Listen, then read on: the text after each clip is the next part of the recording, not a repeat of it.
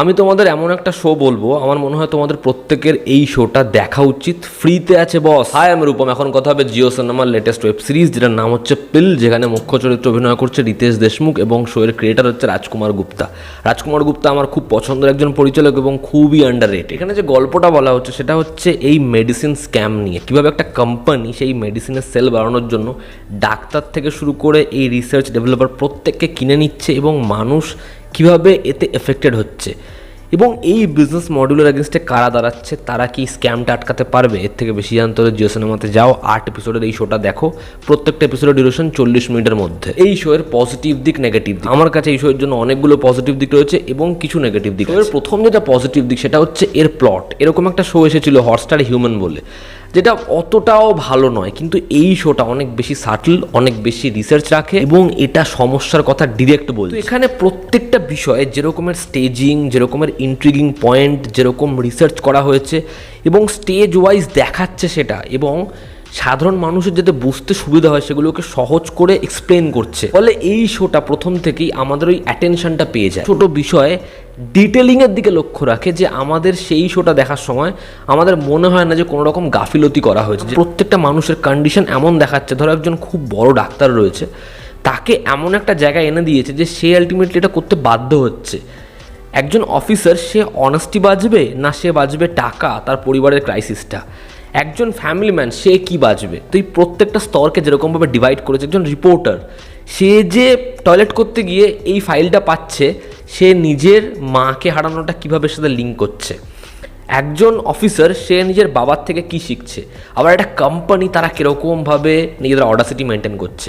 তো তোমরা দেখো যে এতগুলো ক্লাস দেখাচ্ছে, কিন্তু কি সুন্দর প্রত্যেকটা জায়গায় ডিটেলিং, যেটা আমার ব্যাপক লেগেছে। সেকেন্ড হচ্ছে এখানে একটা দারুণ কাস্ট। এখানে রিতেশ দেশমুখ থেকে শুরু করে পবন মালহোত্রা, দুজনের পারফরমেন্স দেখবে। যে এখানে ওই ডাক্তারের চরিত্র অভিনয় করেছে তাকে দেখবে, রিপোর্টার, মানে এতগুলো ছেলে মেয়েকে যারা এই কাজের দ্বারা ডেবিউ করছে, তারা কত ভালো ক্যারেক্টার পেয়েছে।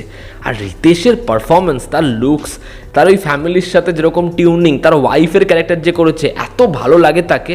আবার যখন সে সব কিছুর আগেইনস্টে লড়ছে, রিতেশকে দারুণ লাগে। এছাড়াও যে ফিমেল লিড, যে আরও একজন অফিসার, তাকেও খুব ভালো লাগে। তো পারফরমেন্সের দিক থেকে সবাই খুব ভালো। পবন মালহোত্রা যখন ওই স্পিচটা দেওয়ার পরে টেবিলের মধ্যে হাত চাপড়ায়, তারপরেই যখন একজন তাকে অ্যাপ্রোচ করে যে আমাদের ওই ক্যান্সারের যে মেডিসিনটা ওটা আগে নিয়ে আসি, ওর যে পুরো ফেশিয়াল এক্সপ্রেশন চেঞ্জ হয়ে যায়, এটা হচ্ছে বড় অ্যাক্টর। থার্ড হচ্ছে এর টেকনিক্যাল অ্যাসপেক্টস, যেটা খুব প্রিমিয়াম। এই শোটা জিও সিনেমার বাদবাকি শোয়ের মতো লুক অ্যান্ড ফিল রাখে না। আসুরটা তো প্রথমেই জিও সিনেমার জন্য বানায়নি, তো ওটা লুক অ্যান্ড ফিল ভালোই ছিল, কিন্তু এই শোটা লুক অ্যান্ড ফিল না অনেকটা প্রাইম ভিডিওর মতো।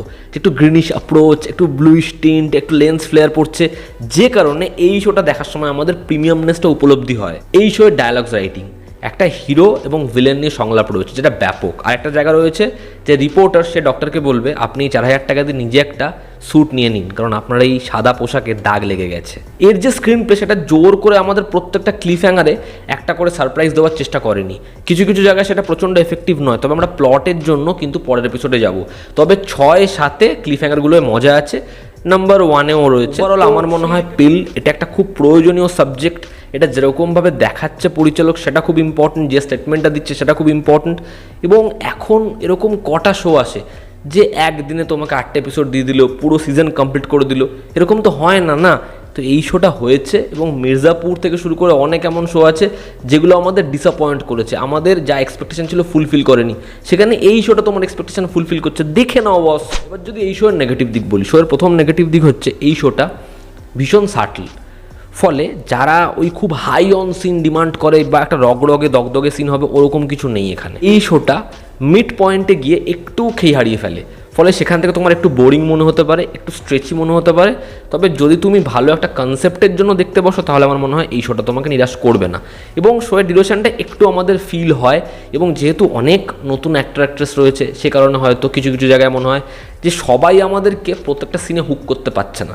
কিছু কিছু ট্রুপস, কিছু কিছু টুইস্ট, কিছু প্রেজেন্টেশন খুব জানা, যেগুলো আমরা এরকমভাবে বহু শোতে দেখেছি।